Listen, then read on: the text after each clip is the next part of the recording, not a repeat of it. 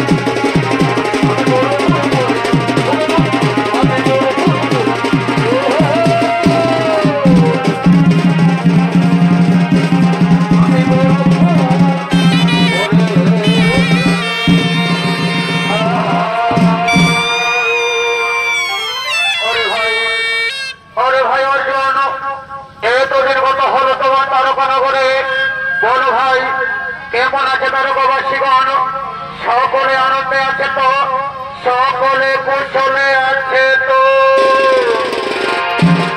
দাদা দাদা কি আর বলিব হস্তিনার কথা, কি আর বলিব এই তারকার কথা।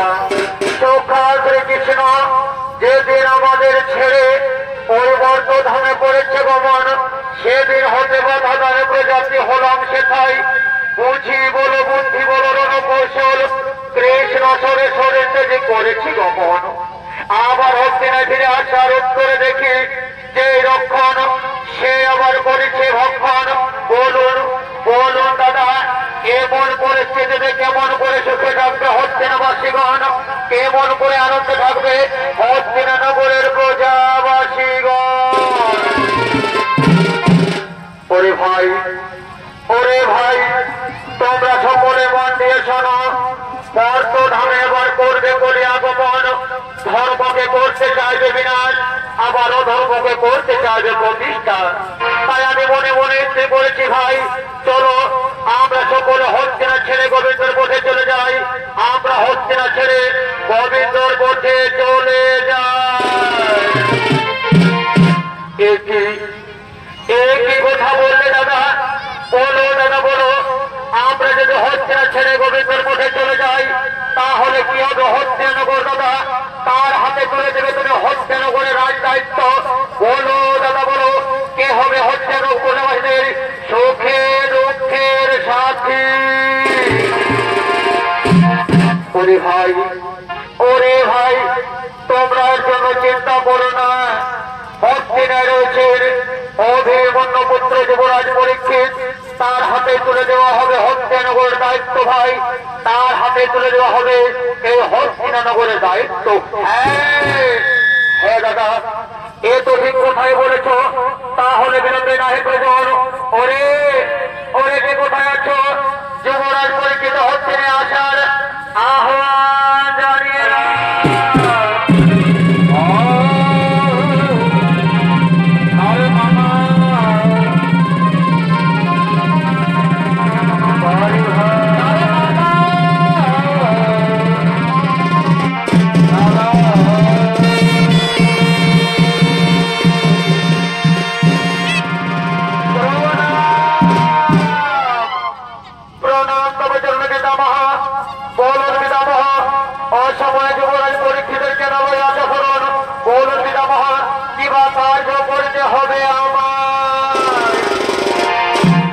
ওরে ভাই ওরে ভাই পরীক্ষিত, শোনো ভাই, আমরা সকলে মনে মনে স্থির করেছি আমরা হস্তিনানগর ছেড়ে গোবিন্দর পথেই চলে যাব।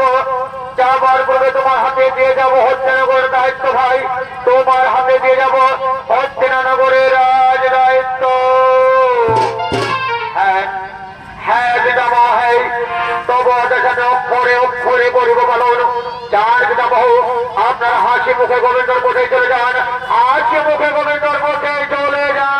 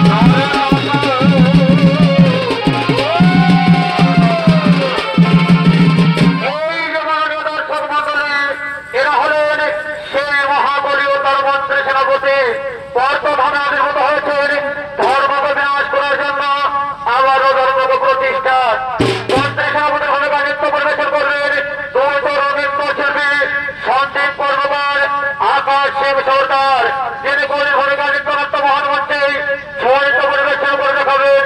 এনে হলেন আপনাদের অতি সুপরিচিত ও তাৎসর্গীয় গল্প কর্মকারের বর্ণনাথী এ প্রতীয়মান তরুণ নৃত্যশিল্পী বিদ্যুৎ কর্মকার।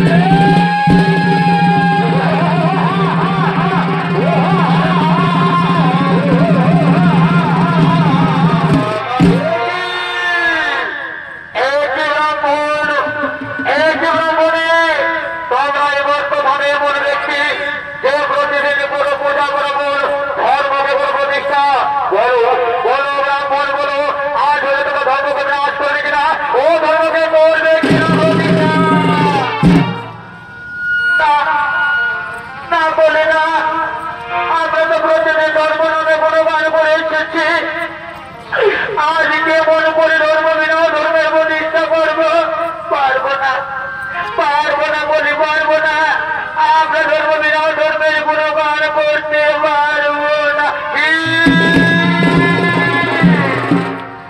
কি বলে শয়তান ব্রাহ্মণ, পারবে না তোমরা ধর্ম প্রতিষ্ঠা করতে? ওরে ভাই মন্ত্রী সেনাপতি বল, এদেরকে মারতে মারতে ঘর তৈরি করে দাও, এদেরকে বুঝিয়ে দাও অর্থ নামে তৈরি করেছে আগমন।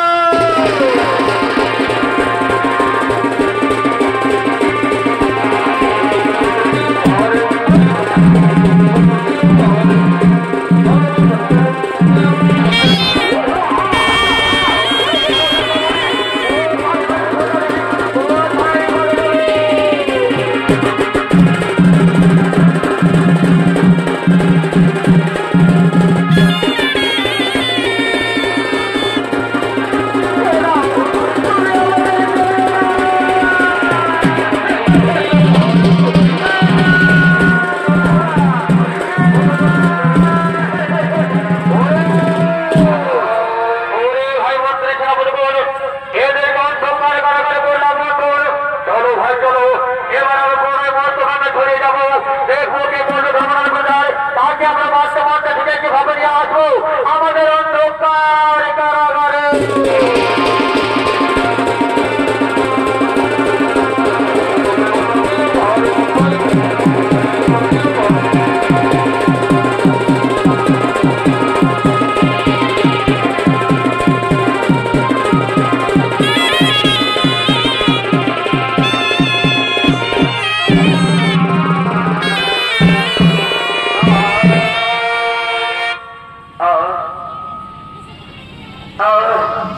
ব্রাহ্মণে সামনে, ওরে ব্রাহ্মণে সামনে,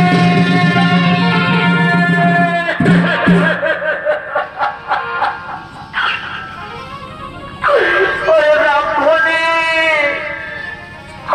তুমি বলতে পারো, ব্রাহ্মণে বলতে পারো ওই দুষ্ট দুরাবতী বলির আমরা কি এমন অন্যায় অপরাধ করেছি যার জন্য আমাদের দিনের প্রতি চালিয়েছে নিষ্ঠুর নির্যাতন?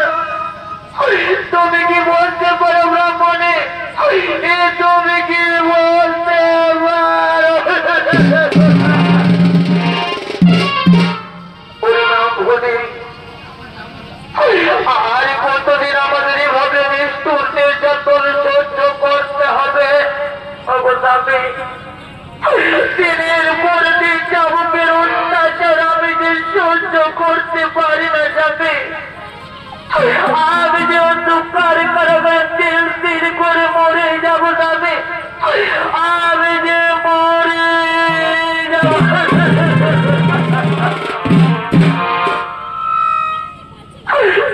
ব্রাহ্মণী না, এই অন্ধকার কারাগারে আমি তোমার তিল তিল করে মরতে দেব না ব্রাহ্মণী। যাও যাও ব্রাহ্মণী যাও, তুমি আমার একা ছেড়ে এই অন্ধকার কারাগার থেকে পালিয়ে যাও। আমি পুরুষ মানুষ, যে কোনো করে অন্ধকার কারাগারে দিন কাটাবো। তুমি আমায় ছেড়ে চলে যাও না ব্রাহ্মণী। এসো ব্রাহ্মণী, আমি তোমায় এগিয়ে দিই ব্রাহ্মণী, তুমি আমায় ছেড়ে চলে যাও ব্রাহ্মণী, তুমি আমায় ছেড়ে চলে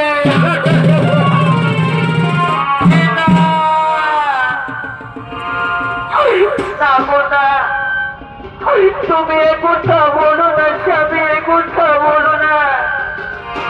এই বিপদের দিনে যদি আমি তোমায় ছেড়ে চলে যাই তাহলে যে জগৎ সংসারে নারী জাতির কলঙ্কে হয়ে যাবে। সবাই বলবি ওই যে ব্রাহ্মণী যে নিজের স্বামীকে বিপদের মুখে ফেলে পালিয়ে গেছে, যে জগৎ সংসারে যে আমায় কলঙ্কে বলবে যাবে। সবাই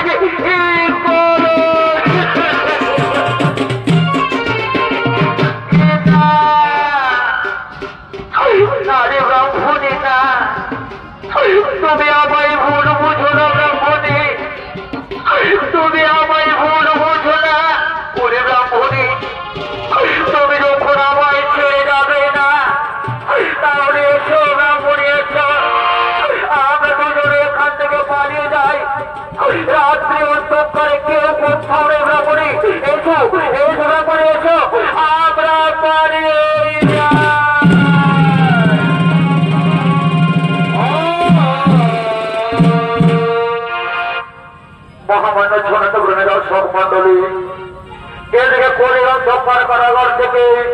কোন রকমের প্রাণ বাঁচিয়ে ব্রাহ্মণ ও ব্রাহ্মণের রাত্রি অন্ধকারে পালিয়ে যায়। দিনের পর দিন শেষ হয়ে যায়, অন্ধকার দিন কাটতে থাকে। এমনকি দিনের পর দিন পার হয়ে যাওয়ার পর তারা অরণ্য মাঝারে গিয়ে পৌঁছয়। অরণ্য মাঝারে ঘুরতে ঘুরতে তারা স্বামী স্ত্রী দুজন বিচ্ছিন্ন হয়ে যায়। আর এদিকে হত্যার পরীক্ষিত অসমের উপর 3 বার হয়েছে পূরণ। তাই তার মন্ত্রী সেনাপতিকে সঙ্গে হস্তির রাজপ্রসাদের দিকে করছে না গো মা।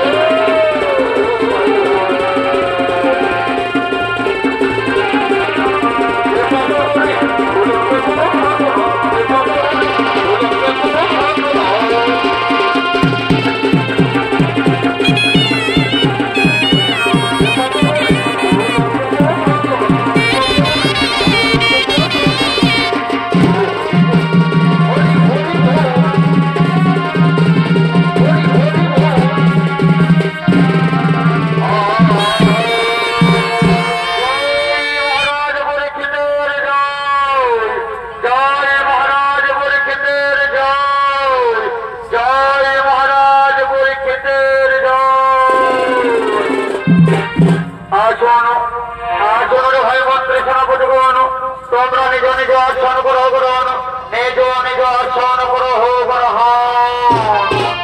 শোনো শোনো রে ভাই মন্ত্রী সেনাপতিগণ, আজকের সভার বিশেষ বিবরণ।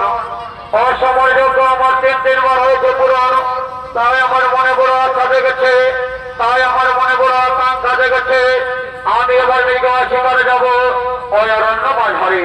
তাই তোমরা বিলম্ব করো না ভাই, চলো এবার আমরা সকলে নিজ নিজ ফিরে ফিরে যাই।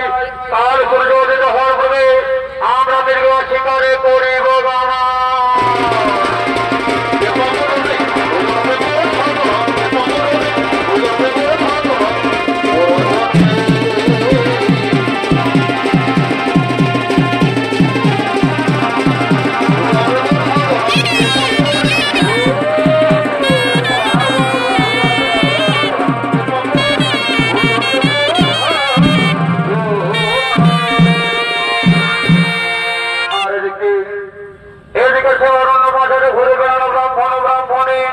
তারা স্বামী স্ত্রী দুজন বিচ্ছিন্ন হয়ে যায়। তাই দেখে ব্রাহ্মণী কাঁদতে কাঁদতে ছুটে চলেছেন তার স্বামীর সন্ধানে। স্বামী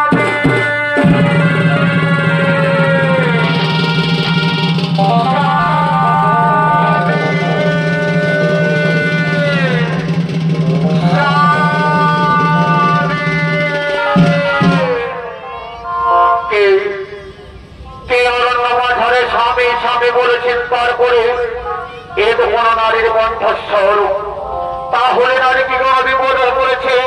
হ্যাঁ হ্যাঁ, আমায় দেখতে হবে কে সে নারী। স্বামী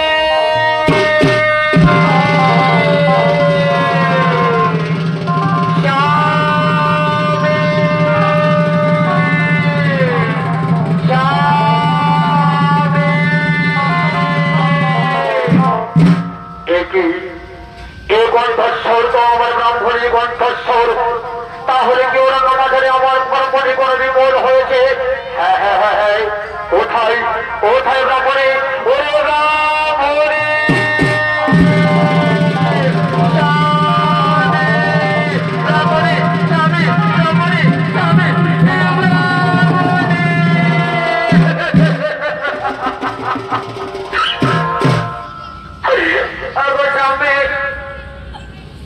তুমি অরণ্য মাঝারে আমার একা ফেলে কোথায় চলে গেছিলে?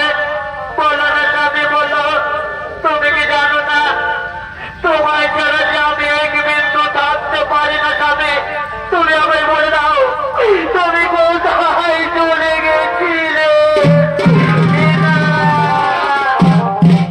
ওরে ব্রাহ্মণী, ওরে ব্রাহ্মণী, অরণ্য মাঝারে ঘুরতে ঘুরতে আমি যখন বড় ক্লান্ত হয়ে পড়েছিলাম, তখন আমি তোমায় কোথাও দেখতে পাইনি রে ব্রাহ্মণী।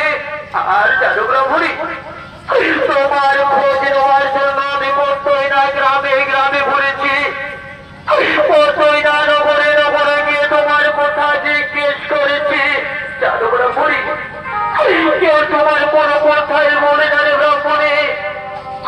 এবার কি শেষ মুহূর্তে আমার মনে হয়েছিল এ যখন সংসারে বোধহয় তোমার আর আমার মিলন হবে না রে ব্রাহ্মণী, তোমার আর আমার মিলন হবে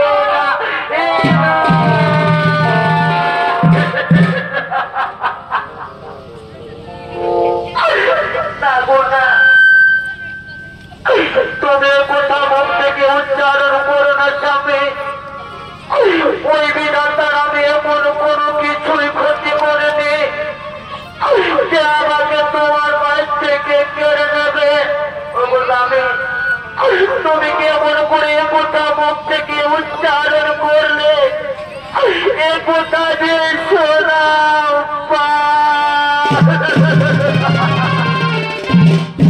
ওরে ব্রাহ্মণী, ওরে ব্রাহ্মণী, অরণ্য মাঝারে ঘুরতে ঘুরতে আমি যে বড় ক্লান্তুরে ব্রাহ্মণী, আজ আমি বড় ক্ষুধার্ত। দাও দাও ব্রাহ্মণী, দাও। তুমি আমার মুখে দুমুঠো অন্ন তুলে দাও না ব্রাহ্মণী, তোমার হয়তো ক্ষুধার যন্ত্রণা সহ্য করতে না পেরে আমি হয়তো মরে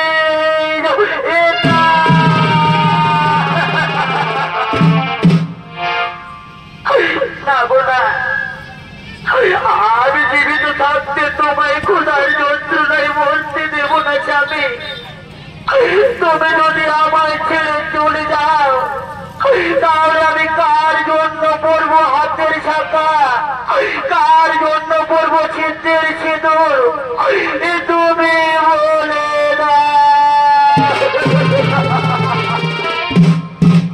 স্বামী।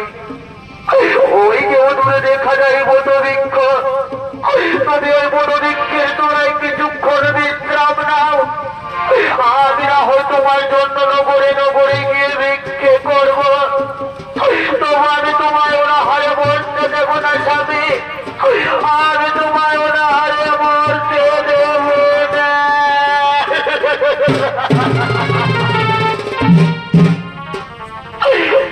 নগরবাসী, মায়েরা, তোমরা তো নারী জাতি, তোমরা জানো নারীর বেতন। এই জগৎ সংসারে যে নারীর স্বামী নেই, তার তো বেঁচে থাকার কোন অধিকার নেই। তোমরা আমায় কিছু ভিক্ষে দাও, যাতে করে আমি আমার স্বামীর মুখে দুমুঠো অন্ন তুলে দিতে পারি। তোমরা আমার শীতের সেতু রক্ষা করো।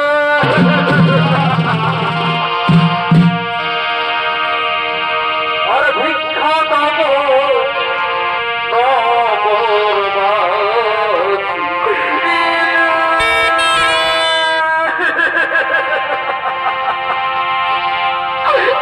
মায়েরা, তোমরা আমায় কিছু ভিক্ষে দাও, যাতে করে আমি আমার স্বামীর মুখে দুমুঠো অন্ন তুলে দিতে পারি।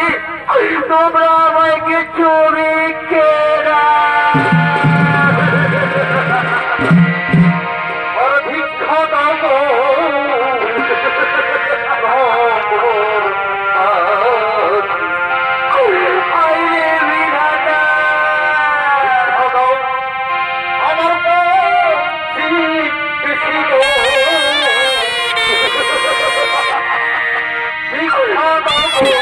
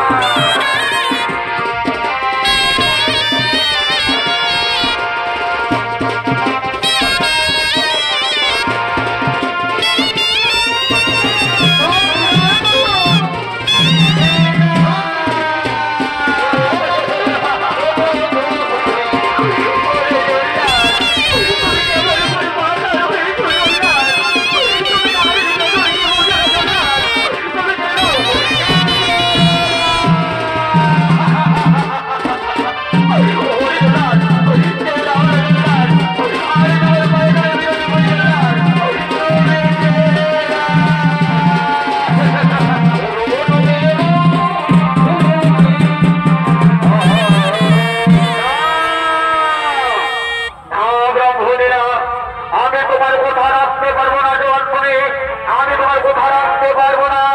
ওরে ভাই মন্ত্রী সাহেব বলো ব্রাহ্মণীকে আমার সঙ্গে থেকে যাও, আমাকে আমার কাজ হলো না ভাই, তোমরা ব্রাহ্মণীকে আমার সঙ্গে থেকে নিয়ে যাও।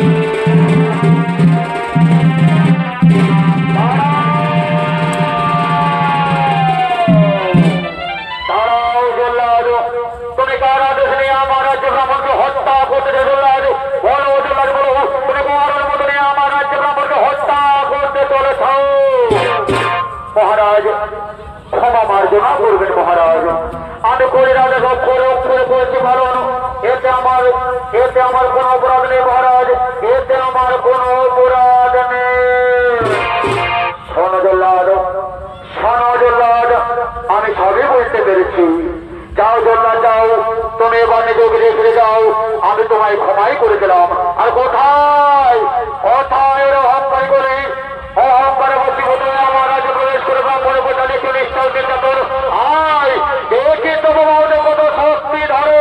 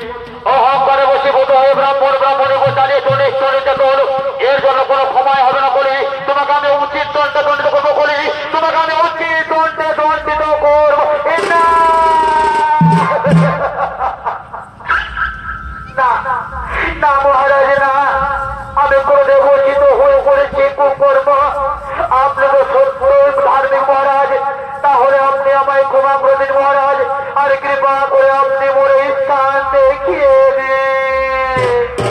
শোনো বলে রাজা পরীক্ষিত আমি ধর্ম বিনা অধর্মের কোনো কাজই করি না।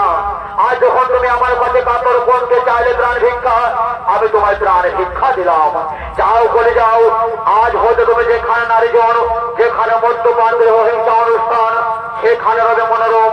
এবার তুমি এখান থেকে চলে যাও বলি, এবার তুমি এখান থেকে চলে যাও। না না মহারাজ, এই চারিখানা স্থান মোর না হবে সন্তুষ্ট মহারাজ। সত্য যদি আপনি মোরে দান করতে চান, তাহলে মোরে স্বর্ণালয় গ্রহ দান মহারাজ, আপনি মোরে স্বর্ণালয় গ্রহ দান। শোনো বলে আমি তোমায় খালি হাতে ফেরাবো না। যাও বলি, আজ হতে আমি তোমায় স্বর্ণালয় করলাম দান। স্বর্ণালয়ে গিয়ে তুমি হও রাজা, আমি তোমায় স্বর্ণালয় করিলাম দান। আর এসো ব্রাহ্মণে, চলো এবার আমরা হস্তিনায় ফিরে যাই, আমরা হস্তিনানগরে ফিরে যাই।